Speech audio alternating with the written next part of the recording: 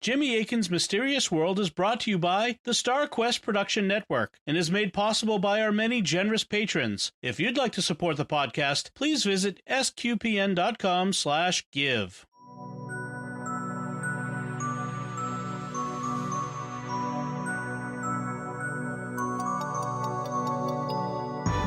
You're listening to episode 96 of Jimmy Akin's Mysterious World, where we look at mysteries from the twin perspectives of faith and reason. In this episode, we're talking about David Koresh, the Branch Davidians, and the Waco siege that resulted in a Texas apocalypse. My name's Dom Bettinelli, and joining me today is Jimmy Akin. Hi, Jimmy.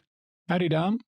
On April 19th, 1993, 26 years ago this month, federal law enforcement authorities stormed a religious commune outside Waco, Texas.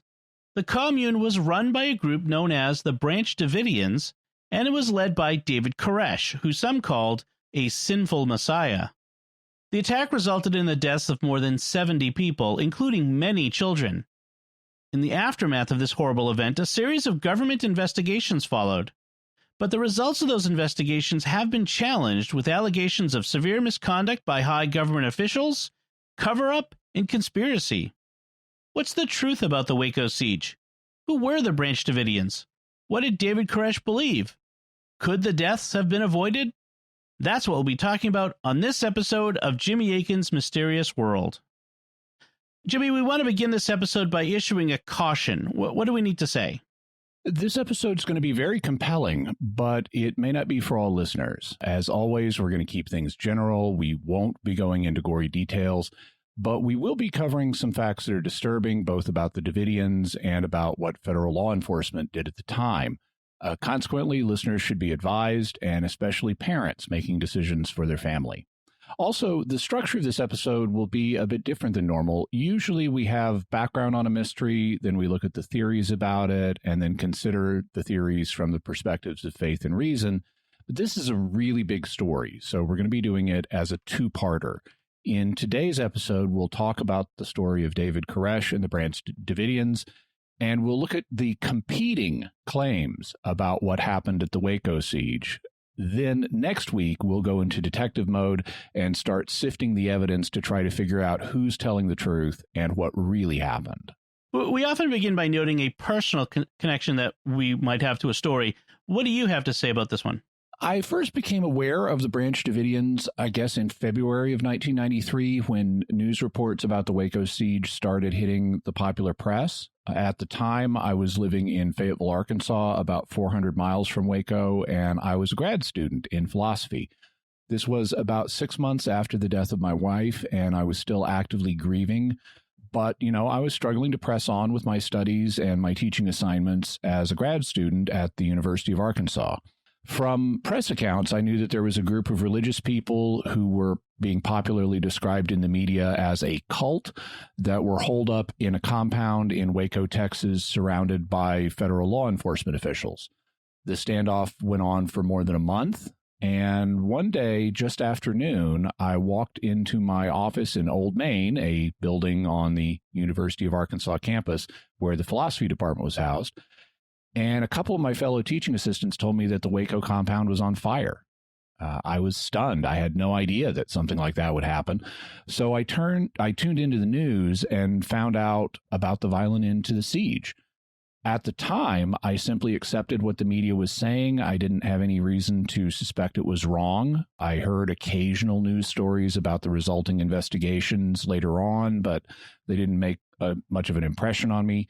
More than 10 years later, I did some research into the subject, and I started to find problems with the story as presented by the media and the government. I knew that there was another side to this story, but I didn't do any kind of extensive investigation on my own. Recently, as this year's anniversary approached, I dug back into the story while doing research for the podcast, and I was shocked by what I found. This episode and next will be presenting you with my findings. All right, let's start at the beginning. Who were the Branch Davidians? They're an offshoot of the Seventh-day Adventist Church. Seventh-day Adventists are a group of Protestant Christians that were established around 1863. They're called Adventists because they believe that the second coming of Jesus or his second advent will happen in the near future. They're called Seventh-day because they believe in worshiping God on Saturday, the seventh day, instead of on Sunday like most Christians. One of their founders was a woman named Ellen Gould White, who was regarded as a prophetess. There's also a guy named Miller, who was a founding inspiration for this movement, and we'll have links to both of them in the show notes. So since they worship on the seventh day and believe that the second advent is near, that's why they're called Seventh-day Adventists. In 1929, an Adventist convert named Victor Houtef began proposing a variant of Seventh-day Adventist theology, eventually publishing it in a couple of books called The Shepherd's Rod. Like other Adventists, Houtef was extremely interested in prophecy and thought it's just about to be fulfilled. But his understanding of this area led to a clash between him and Adventist leaders, and he was disfellowshipped or excommunicated in 1930. He continued his teaching and gathered followers who regarded him as a prophet, just as Ellen Gould White had been for mainstream Adventists. In 1934, he founded an organization popularly called the Shepherd's Rod after his books. Since they didn't have a lot of money, though, they decided to purchase land for a headquarters in what was then a rural area. So they bought property outside Waco, Texas, and started building a commune they referred to as Mount Carmel, after the place that Elijah called the Israelites back to worshiping God. And it seems like that may have been in part a critique of the main Seventh-day Adventist Church, which they had believed had become too worldly. So they're like the new Mount Carmel. Although insiders still often called it the Rod, after the Shepherd's Rod, in 1942, Houtef's organization changed its name to Davidian Seventh-day Adventists. What does Davidian mean here? It's a reference to King David. The Davidians believe that they're announcing and helping to bring about the restoration of the kingdom of Jesus Christ, the Son of David, so they call themselves Davidians. And then where does the term branch come in? In 1955, when the Davidians were at the height of their popularity with maybe 100,000 followers, Houtef unexpectedly died. Afterwards, there was a struggle for control of the movement, and it ended up splitting into several groups. For a time, the main group was led by Houtef's widow, Florence. She claimed that her husband had predicted the 42-month period mentioned in Revelation 11 would begin in 1955 and end on April 22nd, 1959. But a man named Benjamin Roden opposed this prediction. He also reported receiving revelations from God telling him that he should be the leader of the group. So he founded an offshoot of the group known as the Branch Davidians. So this is why they're an offshoot of an offshoot. The term branch is a reference to the book of Zechariah in the Old Testament. It contains a couple of passages that refer to a figure symbolically named the branch. So the Branch Davidians are an offshoot of the Davidians, who are an offshoot of the Seventh-day Adventists. When the predictions that Florence Houtef made in the name of her husband didn't materialize in 1959, her influence began to wane, and Benjamin Roden and the Branch Davidians ended up in control of the Mount Carmel commune outside Waco.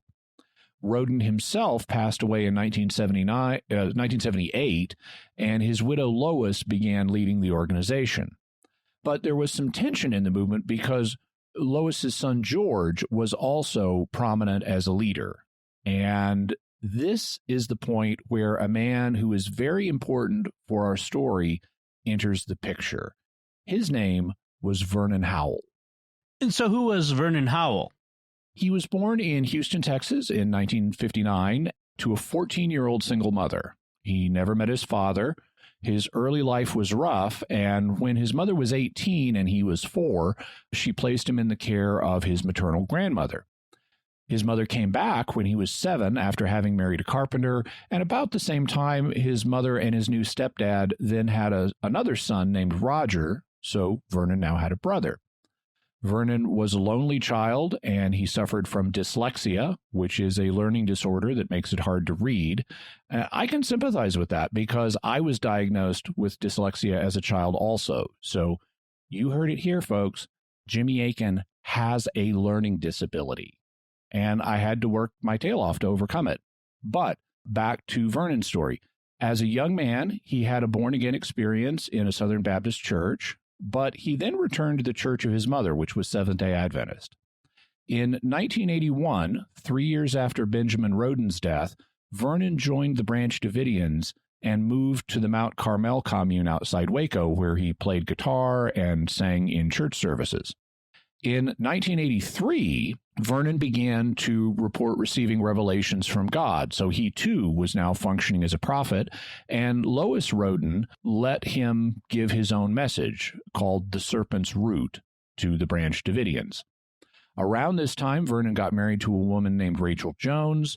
Vernon also came into conflict with Lois's son, George, who was also trying to emerge as a leader, and a power struggle ensued. At one point, George forced Vernon and his followers out of Mount Carmel at gunpoint, and they took to living in buses and tents in Palestine, Texas, 90 miles away in the piney woods of East Texas, actually near where my family property is. And yes, Palestine, Texas is pronounced Palestine. That lasted for about 2 years. Vernon also started to gather new followers from California, England, Australia, and Israel. He himself went to Israel, where he had a vision telling him that he was a modern-day Cyrus. A modern-day who? Cyrus, meaning Cyrus II or Cyrus the Great. He was a king of Persia who reigned from 559 BC to 530 BC, and he's a very important figure in the Old Testament. You'll remember the Babylonians had conquered Jerusalem around 605 BC, destroying the temple and taking many of the Jewish people into captivity, starting the Babylonian exile. Well, in 540 BC, Cyrus the Great of Persia conquered Babylon and allowed the Jews to return to their land and begin rebuilding the temple. He thus ended the Babylonian exile. Despite the fact he was a pagan, he supported the Jewish religion, and the Old Testament regards him as a good guy, at least on balance. In fact, Isaiah chapter 45 says that Cyrus was anointed by God to conquer Babylon and restore the fortunes of his people. And since he was God's anointed leader for this purpose, Isaiah directly refers to Cyrus as God's anointed one. And you know what English word we get from the Hebrew term for anointed one? Messiah. Right. The Hebrew term Mashiach gets brought into English as Messiah. Also, the Greek word for Mashiach is Christos, giving us the English word Christ. So when Isaiah 45:1 states, "Thus says the Lord to his anointed," to Cyrus, it refers to Cyrus as his anointed one, Messiah, or Christ, depending on what translation you're looking at. And this brings out a point that a lot of Christians aren't aware of. We're so used to thinking of Jesus as the Christ that we forget the term was already in use before Jesus. Anybody who was anointed, physically or metaphorically, could be described as a Mashiach or a Christos. And anybody who God anointed for a particular purpose was a Mashiach or Christos for that purpose. God anointed Jesus to have the ultimate purpose of saving mankind, so he's the Christ in the ultimate sense, but there are also lesser Christs that God anointed for lesser purposes. One of them was Cyrus the Persian, who God anointed to restore the fortunes of his people and in the Babylonian exile. And when he was in Israel, Vernon Howell thought God was telling him he was a modern-day Cyrus? Yeah, and what happened to him wasn't unique. Over the course of time, there have been a lot of people who've gone to Israel or Rome or Mecca and gotten the idea that they are an important religious figure, like Jesus Christ, or at least a Christ. It's a delusion that's known in psychology as the Jerusalem syndrome. In Vernon's case, he concluded that he was supposed to play a big role in fulfilling prophecy and helping to restore the Davidic kingdom. He thought for a time that he might do this in Jerusalem and that it might involve his being martyred in Israel. but eventually he concluded that he needed to help bring in the kingdom from the United States. So to play with our geography terms a little bit, he wouldn't be bringing in the kingdom over in Palestine, but a little bit closer to Palestine. In any event, he returned to Texas, where he resumed his rivalry with George Roden. George's mother, Lois, had died in 1986, and by 1987, George's popularity with the Branch Davidians was on the wane, while Vernon's popularity was on the rise. To settle their rivalry, George challenged Vernon to a duel of miracles, challenging him to raise a dead person back to life. So George exhumed a corpse for purposes of this challenge, and instead of engaging in the miracle resurrection duel, Vernon reported him to the authorities for illegally exhuming a body. Clever. And he gave the police a photo of the casket draped in an Israeli flag. But the police said that they needed a photograph of the corpse as proof. So Vernon and 7 armed followers broke into the Mount Carmel commune to get the needed proof, but George caught them and a gunfight broke out. When the sheriff arrived, he found that George had received a minor gunshot wound and was pinned down behind a tree. Vernon and his followers were then arrested and charged with attempted murder. But at the trial, Vernon explained that they had broken into the facility to get proof against George for the police, as you do, and the court acquitted his followers of the charge of attempted murder. Vernon's own case ended in a mistrial, and he was released. Meanwhile, George was having his own dispute with another figure of prophecy. A man named Wayman Dale Adair was claiming to be the true Messiah, and so, in 1989, George killed him with an axe blow to the back of his head. George was then declared insane and confined to a psychiatric hospital in Big Spring, Texas. That meant that he couldn't take care of the Mount Carmel commune anymore. He'd rented it out to other people, but he owed thousands of dollars in back taxes on the property, and this gave Vernon and his followers an opportunity to get back what they regarded as their spiritual home. Vernon was able to raise the back taxes and reclaim the property. Once they were in charge of Mount Carmel, they discovered that the people George had been renting it to were running a meth lab there. So they called the police and asked them to remove the meth lab, which the police were happy to do. You know, police like doing that kind of thing. So how did Vernon go about his plan to help restore the Davidic kingdom? In August of 1989, he released an audio tape called New Light, in which he said that he'd been ordered by God to procreate with the women of the group to build the new house of David. He was supposed to have 24 children who would be the 24 elders that surround God's throne in Revelation chapter 4, and they would then rule over the kingdom. But a single woman couldn't have 24 children, at least not in a short period of time, so he needed to marry multiple women. And since many of the women on hand were married to other men in the Branch Davidian group, they needed to separate from their husbands and marry him instead. Their husbands also would need to practice continence. Oh, and so did everybody else. All of the men and even the women that David wasn't going to be married to. Everybody needed to be continent. He was the only man who was allowed not to practice continence because not being continent would distract people from pursuing spirituality. I should note that this is a common thing with fake religious leaders. They often give themselves special privileges of this sort. Thus, Muhammad got to take more wives than anyone else, and Joseph Smith got to take multiple wives too, even though that privilege was later extended to other Mormon men. This is a notable point of contrast with Jesus, who himself practiced celibacy, but did not expect his followers to give up marriage. So Jesus is holding himself to a higher standard than everybody else, whereas with these fake religious leaders, they're the ones who get special privileges.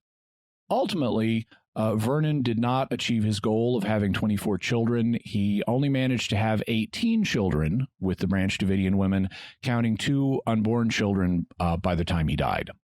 And then in 1990, Vernon legally changed his name. What did he change it to? He was supposed to be bringing in the Davidic kingdom, so he took the first name David. Also, he'd had that vision in Israel telling him he was a modern-day Cyrus. Cyrus's name in Old Persian is Koresh, and this got brought over into Hebrew as Koresh. So Vernon Howell legally changed his name to David Koresh. and at this point, he had just under 3 years to live. All right, I want to take a break right now and interrupt this compelling story to do something very important, which is to thank our patrons who make this show possible, including this time Kimberly P., Erin C., Stephen F., Father Christopher V., and Margaret B. Their generous donations at sqpn.com/give make it possible for us to continue Jimmy Akin's Mysterious World and all the shows at StarQuest. You can join them by visiting sqpn.com/give. So, Jimmy, back to the discussion of the David Koresh. We've just said that Vernon considered himself a modern-day Cyrus, but some reports suggested he thought himself to be Jesus Christ. Is that accurate? No, it appears that this was a charge used to blacken his name, but it also does have a basis in something he did say. Koresh spoke of himself as a son of God, and to most people's ears, that phrase means Jesus Christ. But just like we noted that the biblical term for Messiah can be applied to more than one person, so can the phrase son of God. In fact, we talked about several ways it's used in the Bible in episode 87 on the Nephilim. For example, it gets used for angels. It also gets used for the Israelite king, like in Psalm 2, which says, "The Lord said to me, 'You are my son, today I've begotten you.'" So there, God is talking to the king of Israel, declaring him to be his son. Also, in a verse that was important to Koresh, Hebrews 7:3, it says that since Melchizedek wasn't a priest by the Old Testament, Jebusite priest Melchizedek wasn't a priest by virtue of being of the tribe of Levi, so Jesus could be a priest without being a Levite. And so Hebrews says Melchizedek was, quote, "made like unto the Son of God," close quote, meaning Melchizedek was like Jesus in that he didn't become a priest by virtue of his ancestry.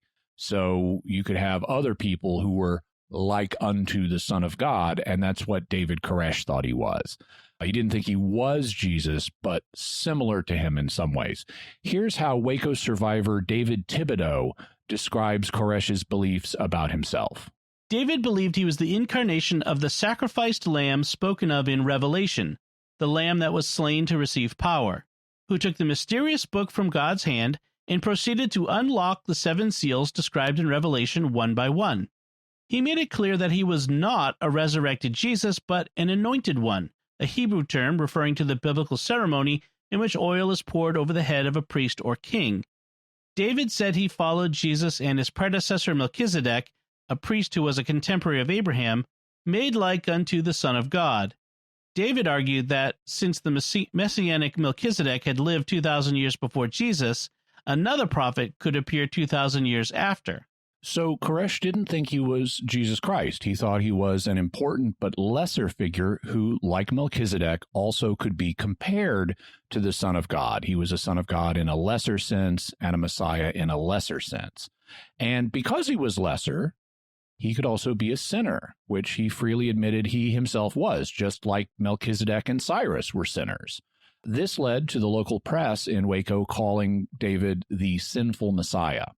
Koresh also thought that he was, as Thibodeau said, the lamb from Revelation who would be slain but able to open the 7 seals of the scroll in God's hand, and that suggests he was thinking he may be martyred.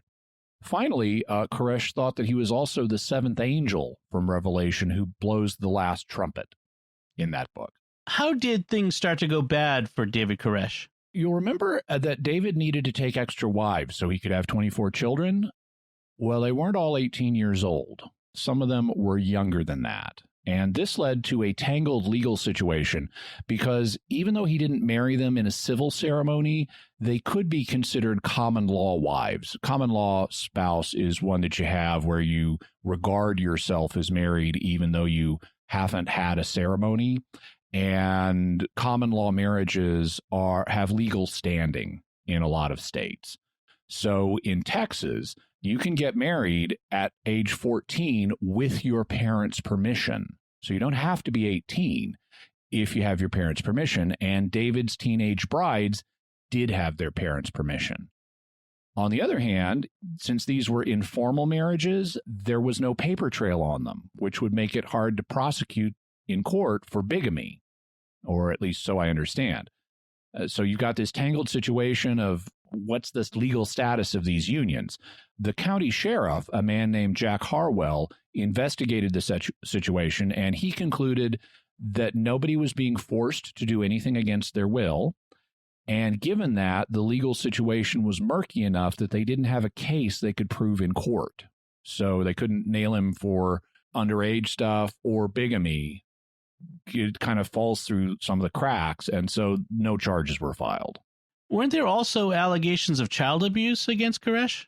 Yeah, some of the Branch Davidians had broken off and gone to Australia, and they had a really bitter rivalry with Koresh. They initiated charges of child abuse, meaning physical abuse, not sexual, and the authorities looked into it.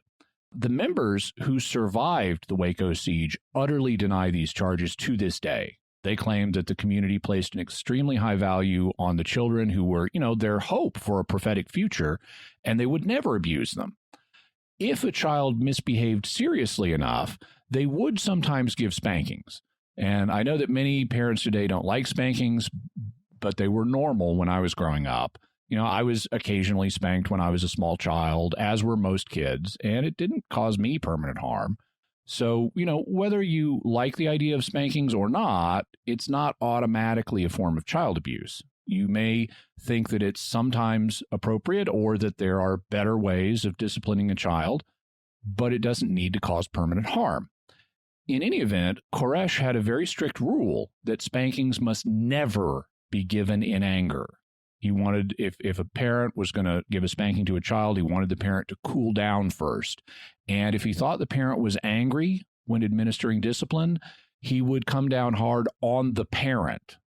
So this was a protective rule to keep all discipline moderate with the children. Child Protective Services came out and investigated the situation in February of 1992, and they made more visits as spot checks, showing up to surprise them and see what's going on, to check on the welfare of the children.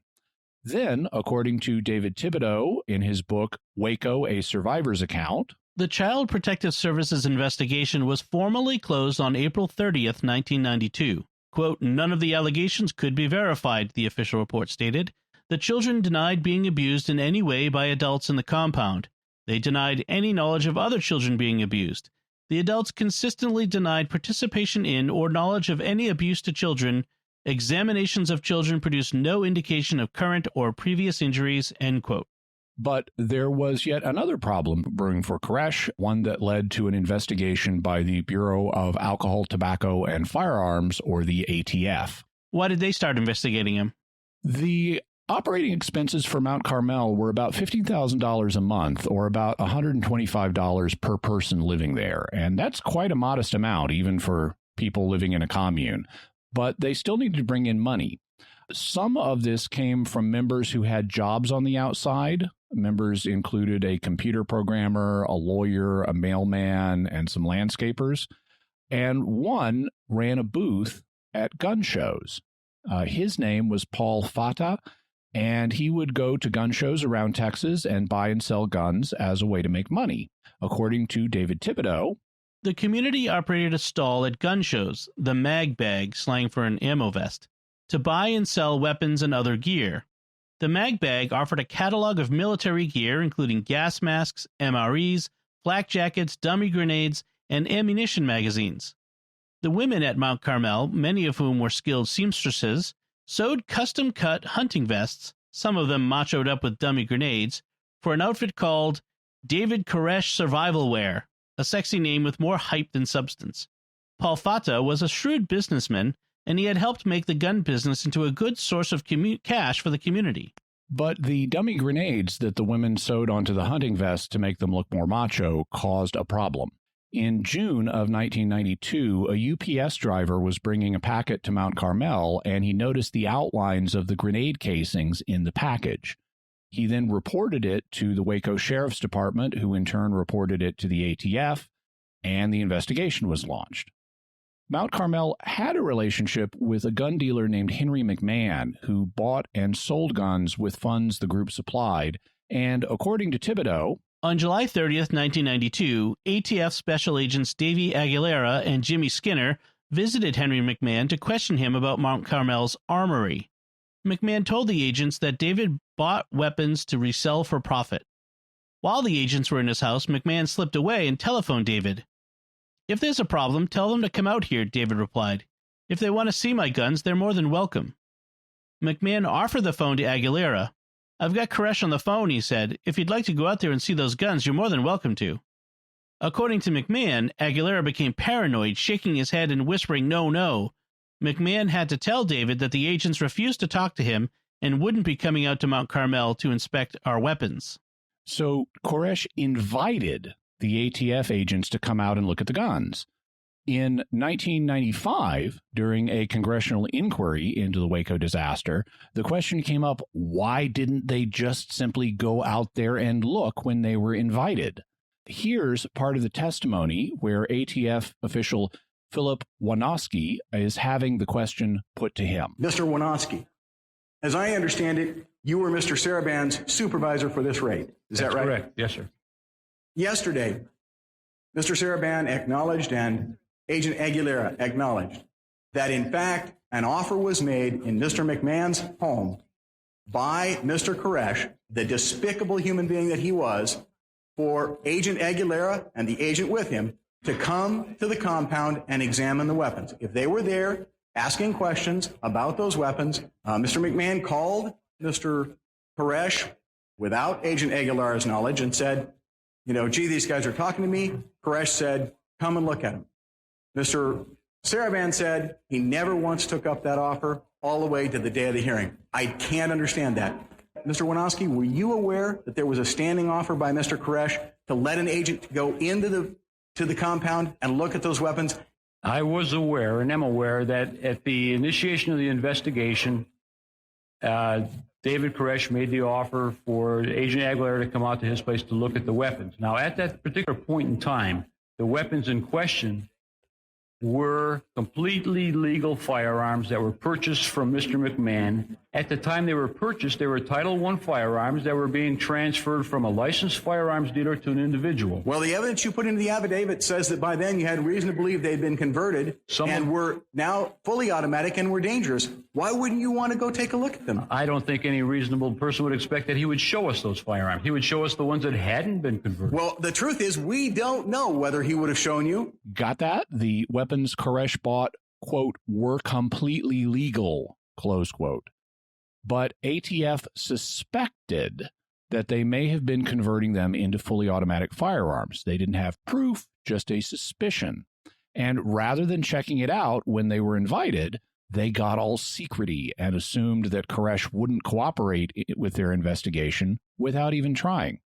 And it's not like other people didn't tell them just to go out there. County Sheriff Jack Harwell told them, quote, just go out and talk to them. What's wrong with notifying them? Close quote. Yet they didn't go. Had they modified any weapons? Actually, they had, but merely having fully automatic weapons was not the problem. The problem was that Koresh hadn't gotten around to filing the proper paperwork. David Thibodeau explains, as far as firearms were concerned, we had nothing to hide at that time, so far as I knew. However, it seems that during the summer of 1992, David bought from McMahon a load of legal semi-automatic AR-15 rifles and the devices used to turn them into the equivalent of military M16s. He probably intended to apply for licenses to convert them, then sell the popular automatic weapons for a profit. When it came right down to it, the only valid argument between the ATF and us was about filling out the right forms and paying the appropriate fees, not the possession of illegal firearms as such. Fully automatic weapons could be bought or converted if the buyer or owner obtained a permit from the local police and paid a $200 registration fee. So, for whatever reason, Koresh hadn't gotten around to filing the needed paperwork and paying the fee. But in the minds of the ATF, this became an ominous stockpiling of illegal weapons. Jimmy, at this point, I want to mention, listeners may wonder, aren't automatic weapons illegal now? That changed in the law, right? Well, there have been changes in the law in the last, 30 years since this happened, but I would have to check on the exact status of, you really have to look at the wording in the law and this kind of thing, because you can already see how, technically what they were doing was not a problem as long as they filed the paperwork. And there may be similar exceptions for some types of weapons these days. The Congress and the media have kind of come up with this new category, they refer to as assault weapons, but that's a squishy, silly putty term that means whatever they want it to mean at the moment. And it doesn't necessarily cover everything. So you have to be really careful in this area. And I don't want to make a categorical statement that may have exceptions. Okay. So how did the ATF proceed with this investigation? One thing they did was set up an observation post in a house across the road to surveil them. The cover story was that the agents living in the house were college students. But the effort was really amateurish because the college students were all in their 30s and 40s, drove expensive cars, and had Rolex watches, even though they were living in an old farmhouse. They also claimed to be studying philosophy at a local technical college whose campus they couldn't describe. Koresh had the license plates on their cars checked and found that there were no liens on them, meaning that they had been fully paid off and could not be repossessed. So these college students in the farmhouse have cars that are fully paid for. Not your typical group of college students. So the Davidians were rightly suspicious. One of the agents, a man named Robert Rodriguez, pretended to be interested in joining the Branch Davidians to penetrate the group, but clumsily gave away the fact that he was an agent, although the Davidians pretended not to notice. Rodriguez tried to trick the group into admitting that they had dangerous and illegal weapons by bringing over dangerous and illegal weapons and showing them to them. And they promptly warned him that what he had brought over to show them was dangerous and illegal. So that didn't work out too well. He eventually reported to his bosses that he couldn't find any evidence that the group had illegal guns or explosives, and he also later said his bosses lied to the public.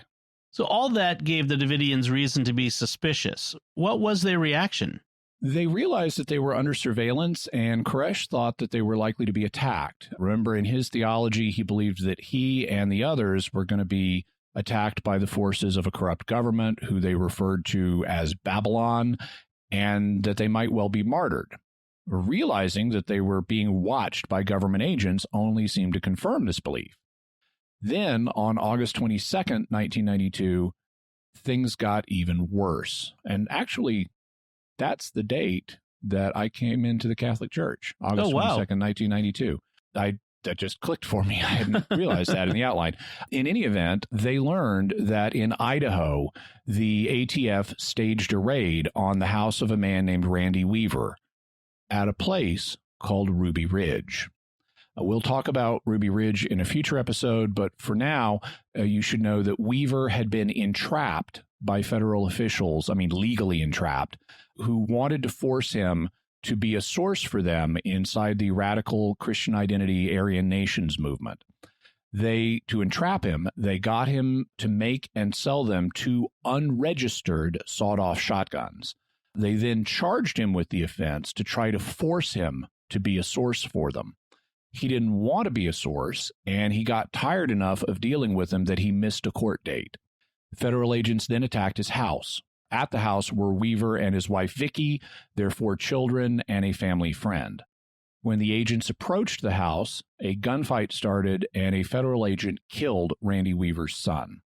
An 11-day siege of the cabin resulted, during which a sniper shot at and wounded Weaver as he was attempting to exit the cabin to visit the body of his dead son.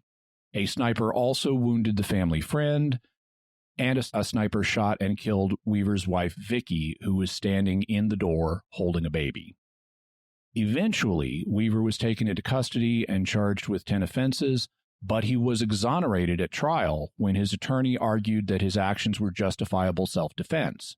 He eventually sued the government, which avoided a trial by giving the Weaver family more than $3 million in an out-of-court settlement. Needless to say, the Ruby Ridge incident was a huge black eye for federal law enforcement, and that had an impact on the Branch Davidians. Now, they didn't like Randy Weaver. They were a religious commune with members from multiple races.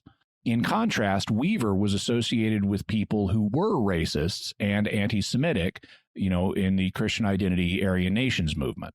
But nevertheless, you can imagine what the Davidians thought as the Ruby Ridge incident unfolded. The federal government had attacked a family in their home, which contained 4 children. They had used surveillance, snipers, and helicopters. Koresh is reported to have wondered, quote, "Is it a dress rehearsal for an attack on Mount Carmel?" Close quote. These concerns were amplified when law enforcement started surveilling Mount Carmel by repeatedly flying low-level helicopters and planes over the commune. What was David's reaction? Not what you might think. According to Thibodeau, despite these ominous events, David did his best to reach out to the authorities. He invited local deputies to fish in our lake or join us in target practice, and he kept in contact with children's service people to assure them that the kids were happy and healthy. These attempts to soothe the temporal powers sprang from the worldly part of David's personality, the man who didn't want trouble. Also, on January 27th, 1993, a long-haired, sloppily dressed man showed up at their door who claimed to be a UPS employee and asked to use the bathroom. Realizing he was there to spy on them, they let him use an outhouse, and then Koresh called the sheriff and complained about being spied on. The ATF couldn't simply storm Mount Carmel without cover of law. Didn't they have to go to a judge? Yes. On February 25th, they presented a judge with an affidavit written by Special Agent Davy Aguilera of the ATF. This affidavit has been severely criticized, including by members of Congress.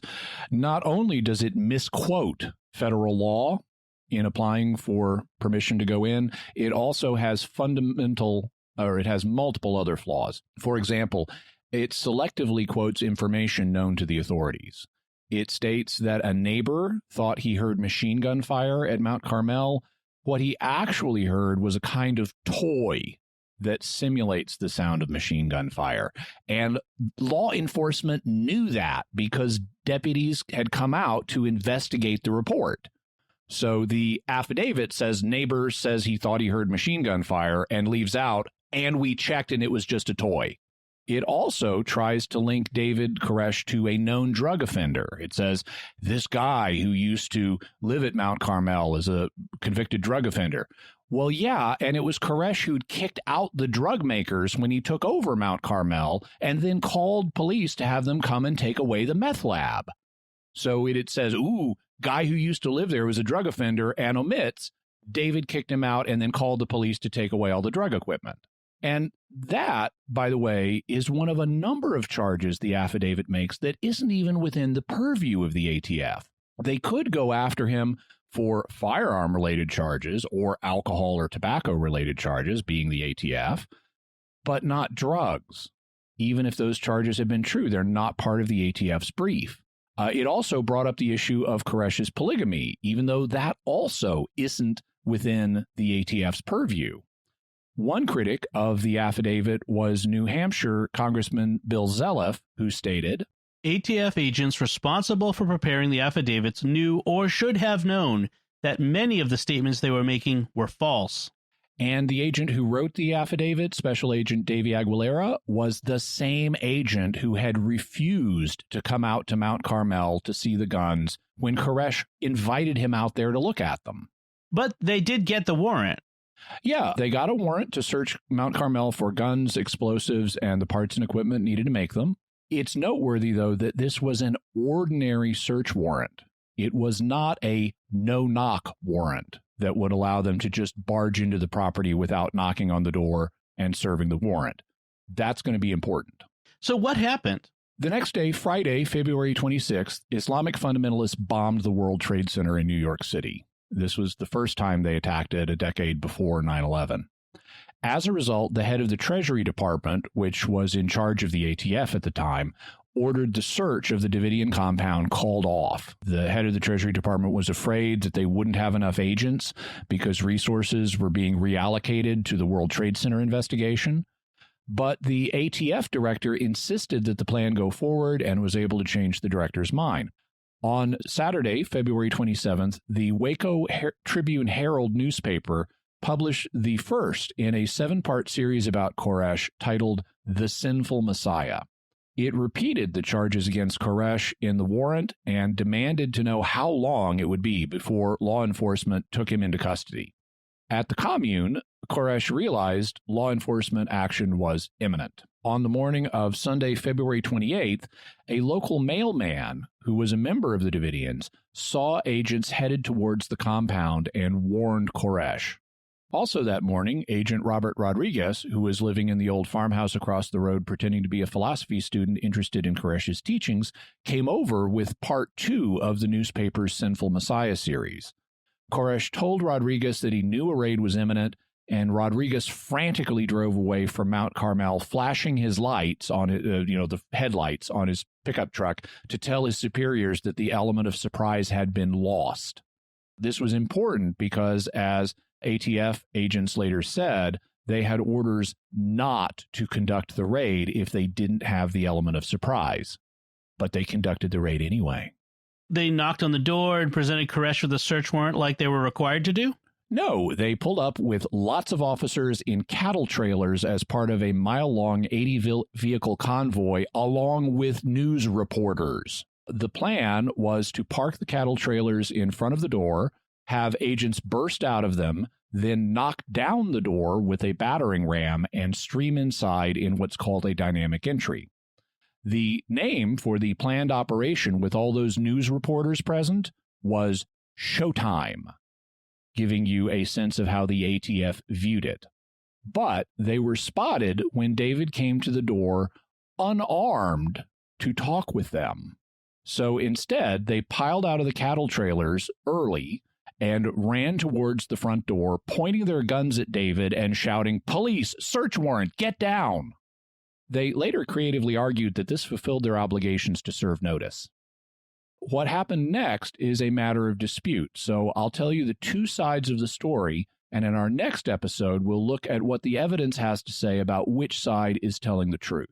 According to the ATF, David Koresh closed the front door on them, and then the Branch Davidians started firing at them through the door, punching holes in it from the inside. So according to the ATF, the Davidians fired first and started shooting out at them. According to the Davidian survivors, David said, "What's going on? There are women and children in here." Then he shut the door for protection, and the ATF started firing through the door, punching holes in it from the outside. So according to the Davidians, the ATF fired first, shooting into the compound. Some of the Davidians then started to defend themselves by shooting back, and an incredibly lengthy firefight ensued. I mean, normally firefights last for seconds. This went on for hours, with both officers on the ground and marksmen up in helicopters shooting into the compound, where there were women and children. I'll spare you the blow-by-blow, but eventually a ceasefire was negotiated, and when the smoke cleared, it turned out that 4 ATF officers had been killed and 16 wounded, while 5 Branch Davidians were dead and 4 others wounded. In later press reports and in government statements, you always hear about the 4 ATF officers who died, but not the 5 Davidians. They get forgotten for some reason. But to let you know about them, at least 3 of the 5 Davidians were not armed or weren't shooting back. One was just standing by the front door when he was hit. Another was in his room eating his breakfast. And one was outside cleaning a water tower when a helicopter marksman took him out. It also appears that 2 of the 5 Davidians were not technically killed by the ATF. They were shot by the ATF, but the pain of their injuries was so great that they were begging to be put out of their misery, which they were.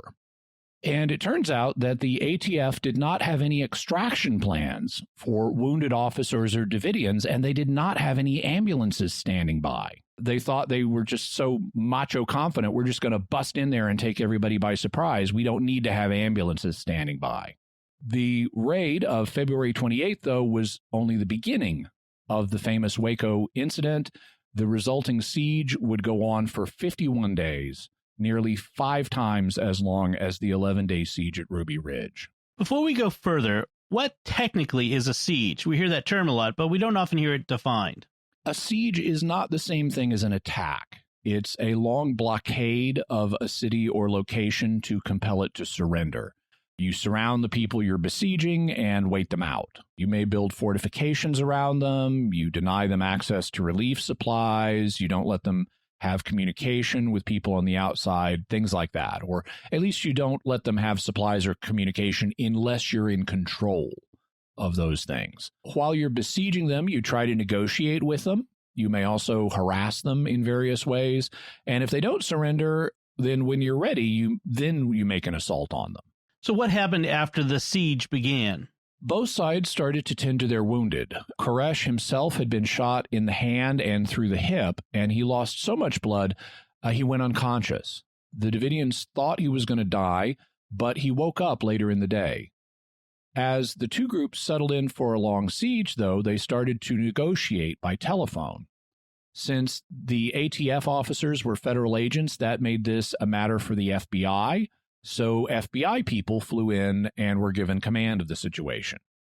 In addition to several special agents in charge, or SACs, the FBI brought in two notable teams.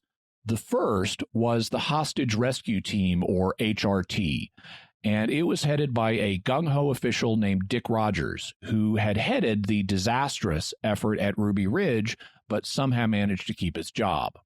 The second was the FBI negotiation team, and it was headed initially by a man named Gary Nosner, who tells the story of what happened in his book, Stalling for Time, My Life as an FBI Hostage Negotiator. His discussion of Waco is extremely blunt and forthcoming about what happened inside the FBI's efforts, and it's a fascinating read.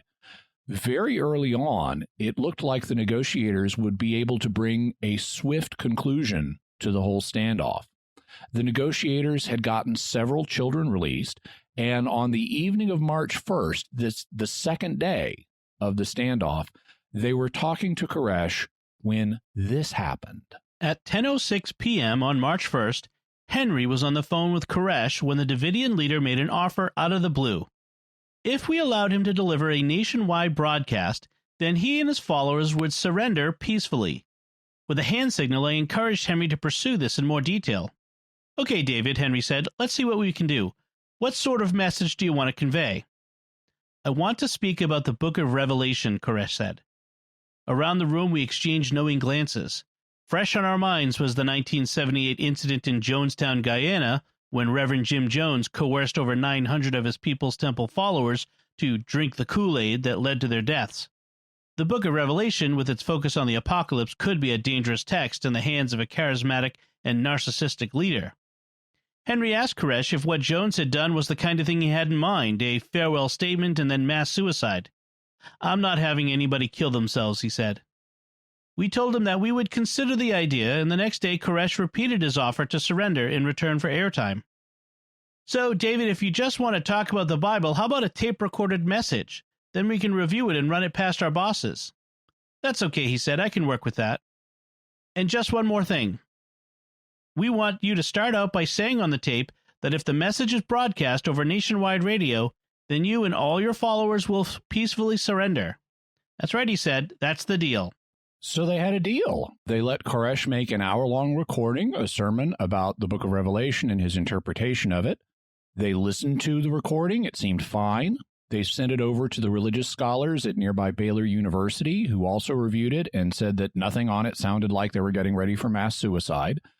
Then they got CBN, the Christian Broadcasting Network, to play it uncut. Koresh reported back that he had heard it and was pleased by it. They then got Koresh to agree to a plan for the surrender to the authorities. Koresh, who'd been wounded by gunfire during the initial raid, would be carried out on a stretcher by several of the Davidians. The others would then follow in small groups, marching to school buses that would take them to the receiving facility.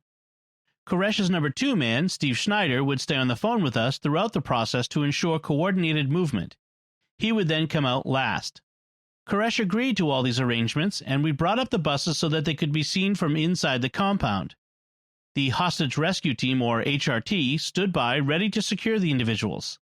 I asked Bill Luthen, the HRT liaison officer working in the negotiation room, to take special care to avoid appearing to manhandle anyone, as this would be watched by those still inside.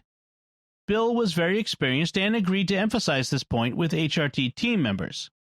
We didn't want any misunderstandings that might short-circuit this peaceful end to such a volatile situation. Earlier, Koresh had told us that 20 children, 47 women, and 43 men remained in the compound, and we wanted them all to make it out alive. So everything was all set. But we know Koresh and the Davidians didn't surrender. What happened? There was a delay. Nosner writes, The negotiation team waited patiently in radio contact with the frontline tactical people as the appointed time came and went.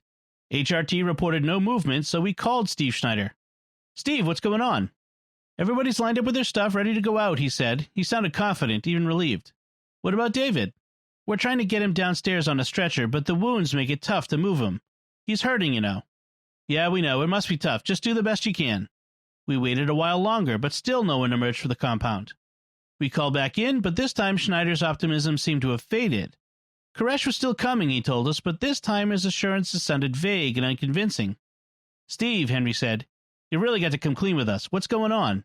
We've delivered on everything we'd promised. Everybody's standing by.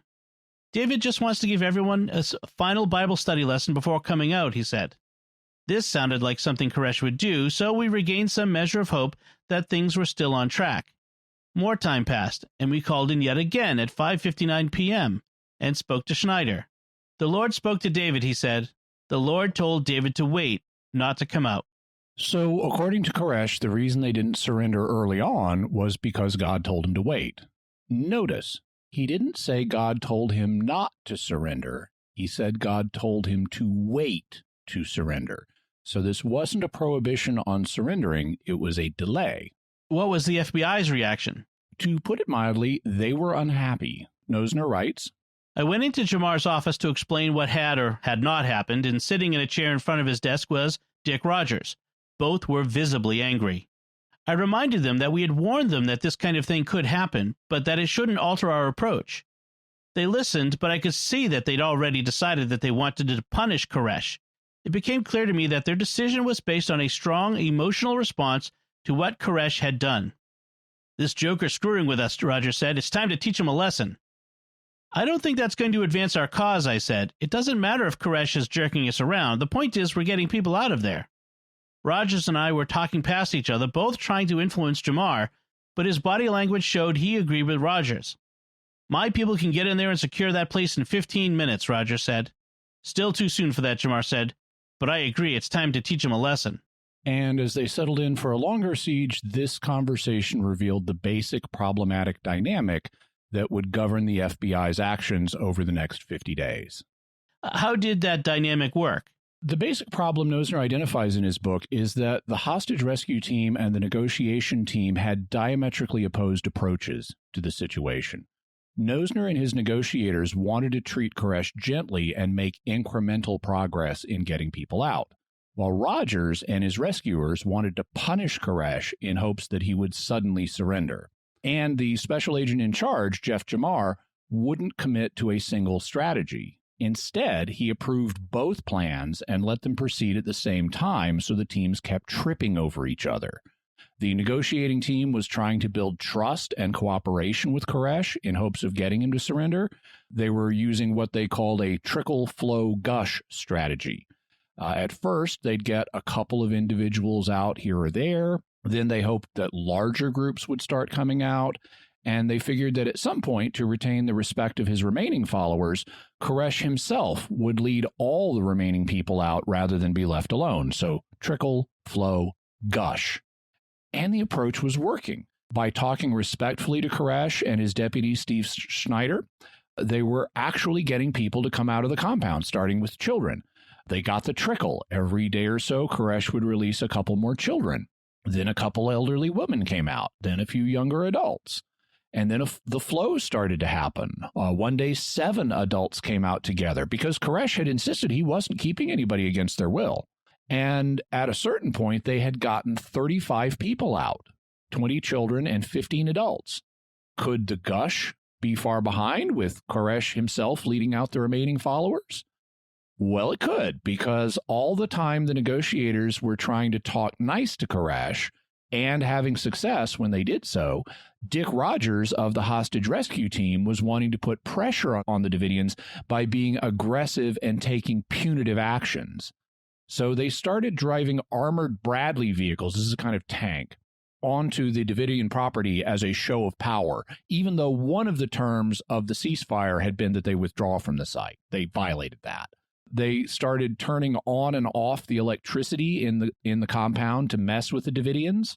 And the first time they did that, it came right after the negotiators had delivered milk to the commune so they could feed the babies inside. And the Davidians were outraged. I mean, how are they supposed to keep the baby's milk from spoiling without electricity? So the hostage team then started using psychological warfare tactics by shining high-powered lights into the compound at night and playing incredibly loud music and sounds to keep everybody awake. David Thibodeau describes it this way. It is hell. Day and night, booming speakers blast us with wild sounds, blaring sirens, shrieking seagulls, howling coyotes, wailing bagpipes, crying babies, the screams of strangled rabbits, crowing roosters, buzzing dental drills, off-the-hook telephone signals. The cacophony of speeding trains and hovering helicopters alternates with amplified recordings of Christmas carols, Islamic prayer calls, Buddhist chants, and repeated renderings of whiny Alice Cooper and Nancy Sinatra's pounding, clunky lyric, "These boots were made for walking." Through the night, the glare of brilliant stadium lights turns our property into a giant fishbowl.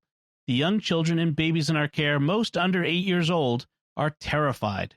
You may wonder, why would they even have some of those sounds like dying rabbits? Turns out hunters use those to attract coyotes. Oh, and if you haven't heard the song "These Boots Were Made for Walking" in a while, here's one of the lyrics of that song. One of these days, these boots are gonna walk all over you.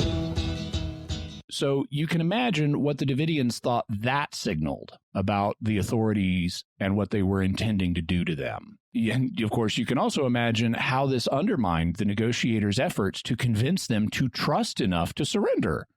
The hostage rescue team also had the armored vehicles go onto the Davidians' land and start destroying and then removing their property. FBI negotiator Nosner writes, SAC Jamar authorized the hostage rescue team to advance with the armored vehicles and knock down and remove 4 fuel tanks located on the right side of the compound. He also authorized them to remove a bus parked near the building. These removals were done recklessly, with no effort to minimize damage. It seemed that the FBI was deliberately seeking to irritate the Davidians.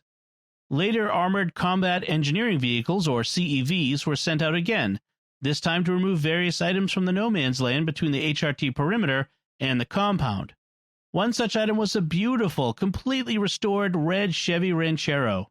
In case Koresh wasn't getting the point as he watched from the compound, the CEV crushed the car flat as a pancake before dragging it off. To me, this was the purest manifestation to date of the HRT's frustration because it made absolutely no sense. The armed men surrounding the Davidians also started dropping their pants and mooning them and flipping them the finger. And the Davidians say that they took one of their armored vehicles and drove it forward and back repeatedly over the grave of one of their members who had been killed in the initial assault, as if the FBI agents were grinding the man's body into the ground. How did the Davidians react to all these provocations? Not well. Each time the negotiators would make some progress and get some people out of the commune, the HRT would make a new provocation. That would get the Davidians angry, and it would set back negotiations. As Nosner writes, I couldn't believe they'd done this when 9 individuals had come out over the preceding 3 days. Were they blind to this fact? Once again, I made the case to Jamar that positive behavior, the release of individuals, needed to be met with positive reinforcement, not humiliating punishment. This is one of the most basic tenets of psychology going back to Pavlov. If you want to train your dog to fetch a newspaper, you don't kick the dog when it brings you the paper. We had just kicked the dog for doing what we wanted. And in light of that, it's impressive that the negotiators were able to get 35 people out of the commune, despite all of the provocations that the hostage rescue team kept making. Why were the hostage rescue people so intent on provoking the Davidians? Part of it was a philosophical difference. They thought that by putting pressure on the Davidians, that would cause them to suddenly surrender all at once. Though from Nosner's perspective, the pressure tactics were only feeding the Davidians' paranoia and making them dig in deeper. And he was right. Part of it also was likely the fact they were a hostage rescue team. They were trained to go in and do dramatic rescues, not sit around while piecemeal negotiations were being carried on. And part of it was the fact they were angry. They were increasingly frustrated by having to wait around through the 51-day siege, so their level of frustration kept getting bigger and bigger, and they just wanted this over so they could all go back to their families. And they were angry at the Davidians, who they viewed as fanatics who had murdered 4 federal agents during the initial attack on the commune, even though from the Davidians' point of view, they were just defending themselves. Toward the end, was there any hope that the siege would end peacefully? Yes, there was. You'll remember that David hadn't said that God forbid him to surrender, just that he wanted him to wait before surrendering. Well, eventually God told him what he needed to do so that the waiting could end. In the book of Revelation, John sees a scroll sealed with 7 seals that nobody can open except for the Lamb that sits on God's throne. Even though he didn't think he was Jesus Christ, Koresh believed he was the Lamb that would open the seals. He eventually interpreted opening them as revealing their true meaning to the world. So he said God wanted him to write a document explaining the meaning of the 7 seals. And once that was done, he and his followers could leave Mount Carmel. Now, Passover is an extremely important holiday for the Seventh-day Adventists. They celebrate it. And on April 14th, the day after Passover ended, Koresh sent his lawyer a message saying, I am presently being permitted to document in structured form the decoded messages of the 7 seals. Upon completion of this task, I will be freed of my waiting period. I hope to finish this as soon as possible and stand before man and answer any and all questions regarding my activities. I am working night and day. As soon as I see that key people on the outside have a copy, I will come out, and then you can do your thing with this beast. David Thibodeau says, the significance of this letter was huge. Until then, David had never written down his message, except for the notes he'd scribbled in the margins of his Bible, like Talmudic commentaries. He'd long believed that his message could not and should not be written down until he received permission from God, and now, at last, it was granted. Koresh then started dictating his interpretation of the 7 seals, and his followers started transcribing his message via word processor onto computer disk.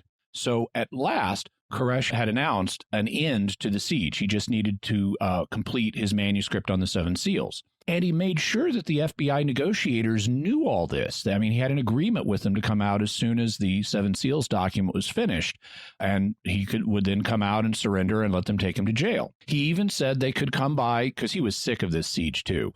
He even said that they could come by and feed him bananas in jail. He was so sick of eating, like a monkey. He was so sick of eating the military MREs that they've been living off during the siege.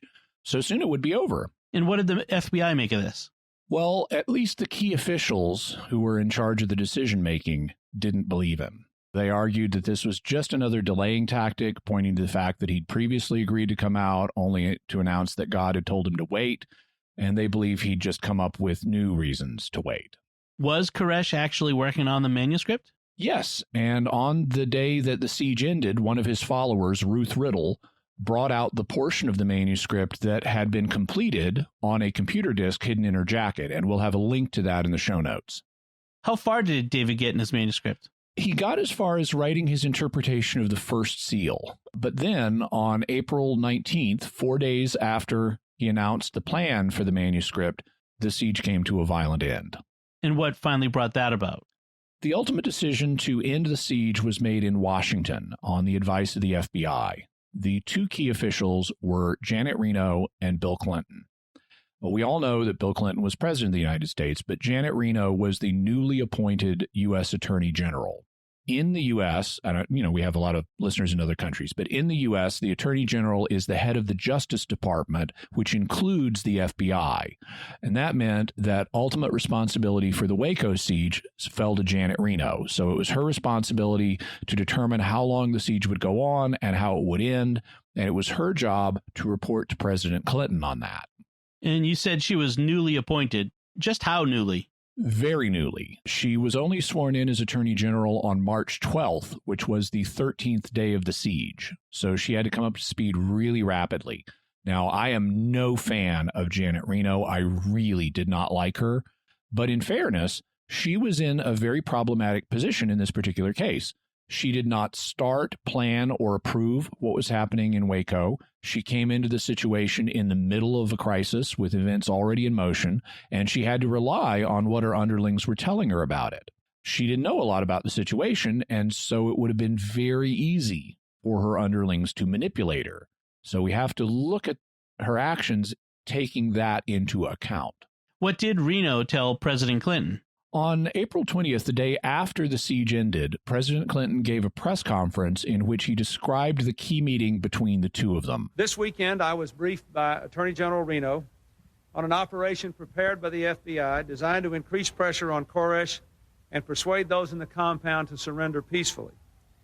The plan included a decision to withhold the use of ammunition, even in the face of fire, and instead to use tear gas that would not cause permanent harm to health, but would, it was hoped, force the people in the compound to come outside and to surrender.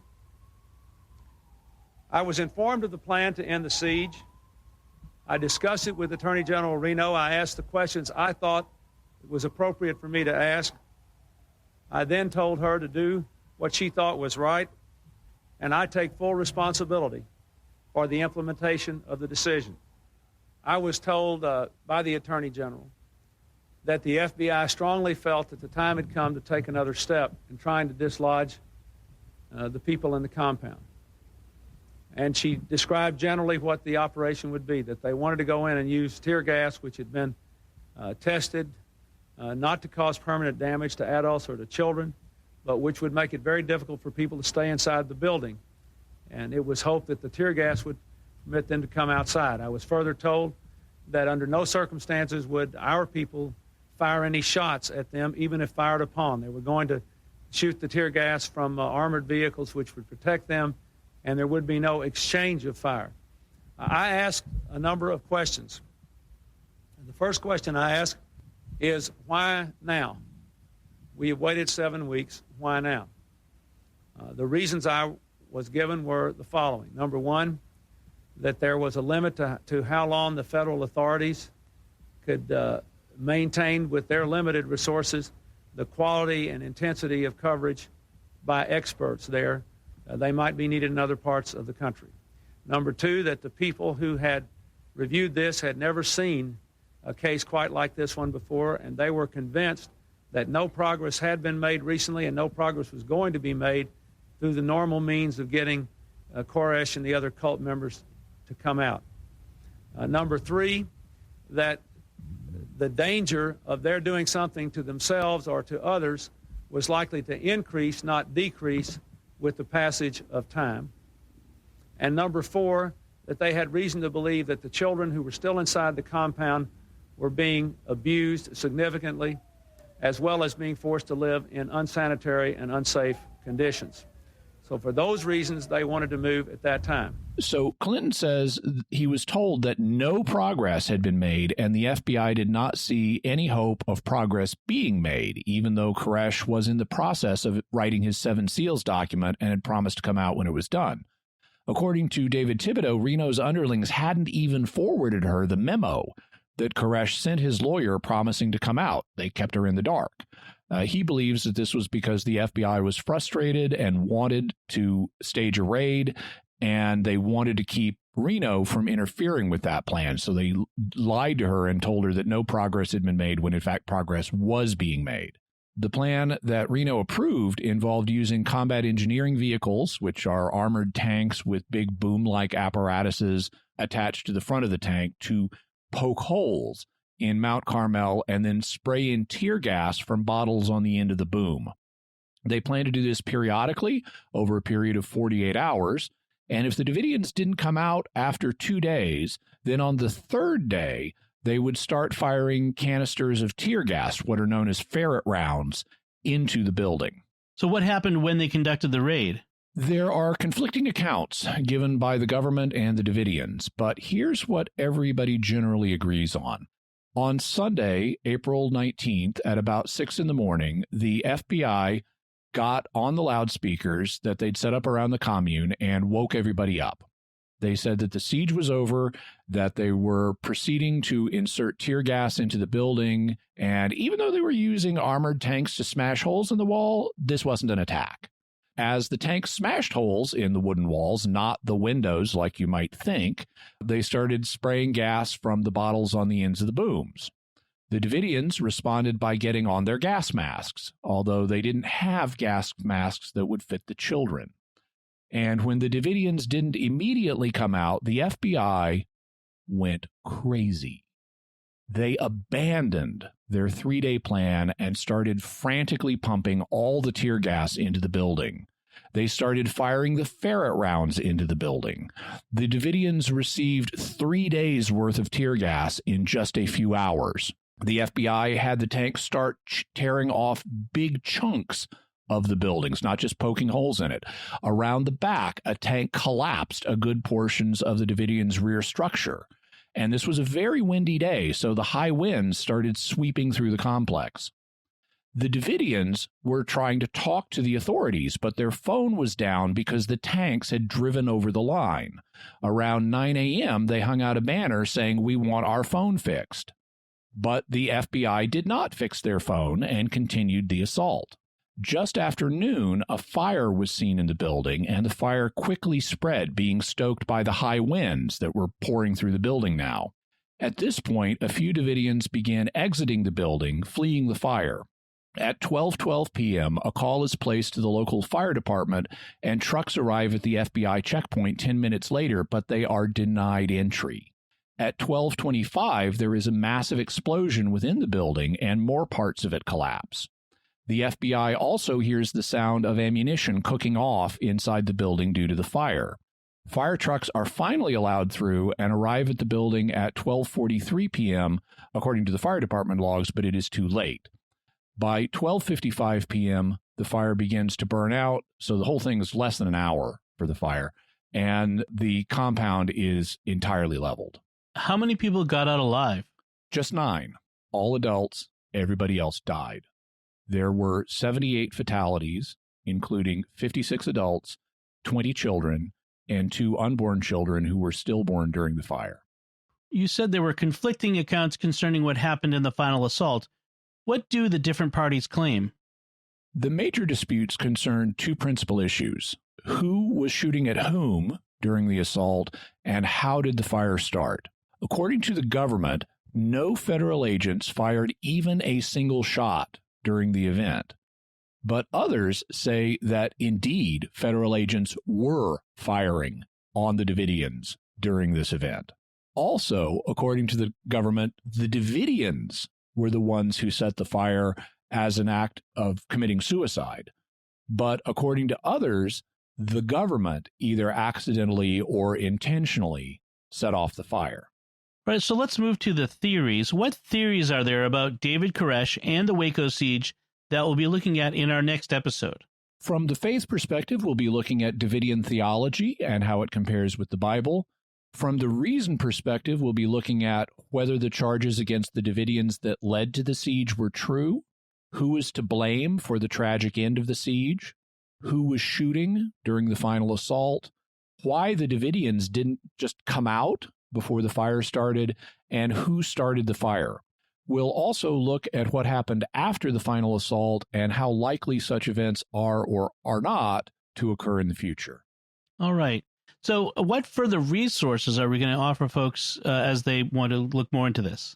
We'll have a link to David Thibodeau's book, Waco, A Survivor's Story. So he's one of the 9 people who got out of the compound, and you get an inside account of the whole thing from him. Another who got out was a man named Clive Doyle, and we'll have a link to his book, A Journey to Waco. Then we'll have a link to Gary Nosner's book, Stalling for Time, My Life as an FBI Hostage Negotiator, and he is really blunt about the problems within the FBI on this.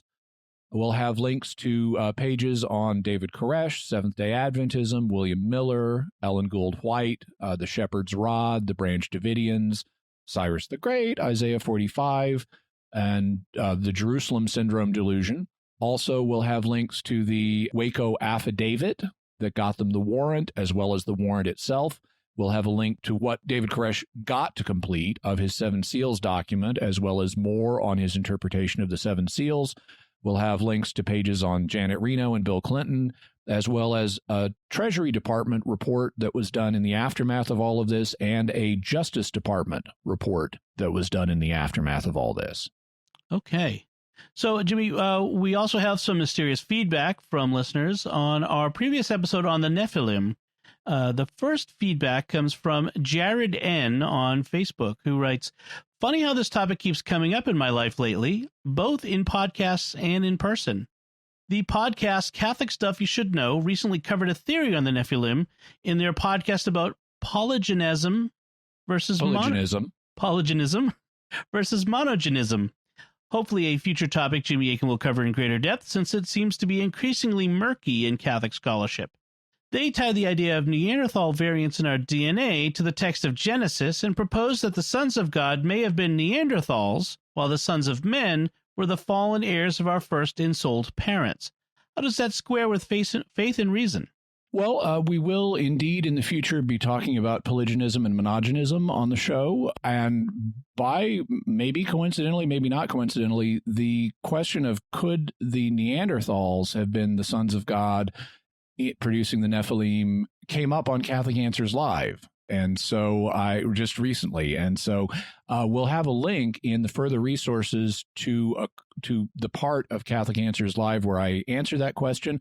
What I say is I can't rule it out completely, but it seems to me there are some challenges that the view would need to overcome. In particular, it's a little hard for me to see why the Neanderthals in particular would be regarded as sons of God. Jared seems to suggest here that they might be unfallen, but that doesn't seem consistent with what we know about Neanderthals from the archaeological record. It seems like they're just as fallen as us, and they certainly died, so they suffered the effects of death as well. Brooke Kennel writes on YouTube, "I think I favor a more literary interpretation of the sons of God, in which there is no literal mating between angelic and human beings, but it does leave me wondering what the theological/spiritual status of the Nephilim would be if they literally were the children of fallen angels and human women.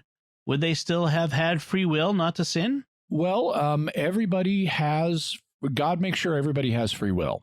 And so regardless of angels had free will and they could choose for or against God. Humans had free will, could choose for or against God. So if you had an angel-human hybrid, really what it would be is a human that angels had, had a role in its conception on the genetic level. But the soul always comes for God. And we know that God gives human spirits and angelic spirits free will. So God would be providing the soul once again in this case, and it would have free will.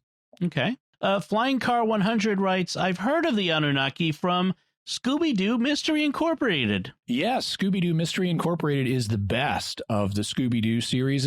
It's so good that as we're recording this, we're under coronavirus lockdown. And so to pass some of the time, evenings and weekends, I've been rewatching Scooby-Doo Mystery Incorporated. It is highly to be recommended. Very good. On Netflix? Is that where it is? Okay. And it's I think it's on Amazon Prime, or I think it may stream on Amazon, and it's also on DVD. Awesome. So, Jimmy, what do we have for mysterious headlines this week? Well, you know how you talk to yourself in your head and like rehearse conversations and things like that? Yeah. Not everybody does that. Not everybody has an internal monologue. And so we'll have a link to a story about that. Also, periodically you'll see footage like from the International Space Station or something on the NASA channel, and you'll find clips where UFO folks have been saying, "Oh, look, here's a UFO in this footage, in this feed."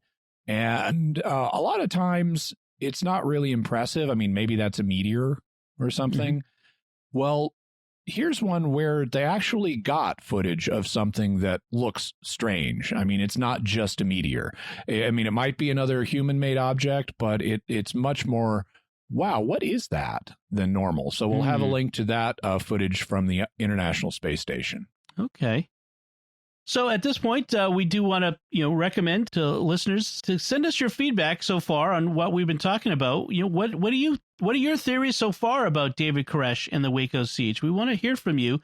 You can let us know online by visiting sqpn.com or the Jimmy Akin's Mysterious World Facebook page, or sending an email to mysterious@sqpn.com, or by sending a tweet to @MYS_world with the hashtag of mysterious feedback. So, Jimmy, can you tell us what our next episode on this topic is going to be about?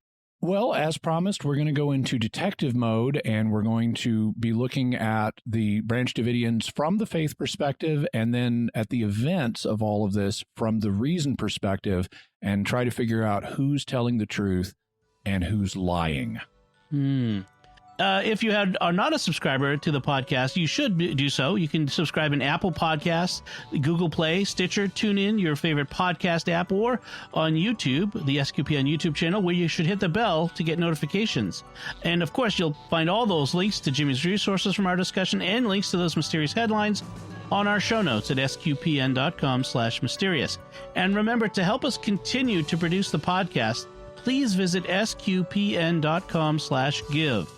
Until next time, Jimmy Akin, thank you for exploring with us our mysterious world. Thanks, Dom. And once again, I'm Dom Bettinelli.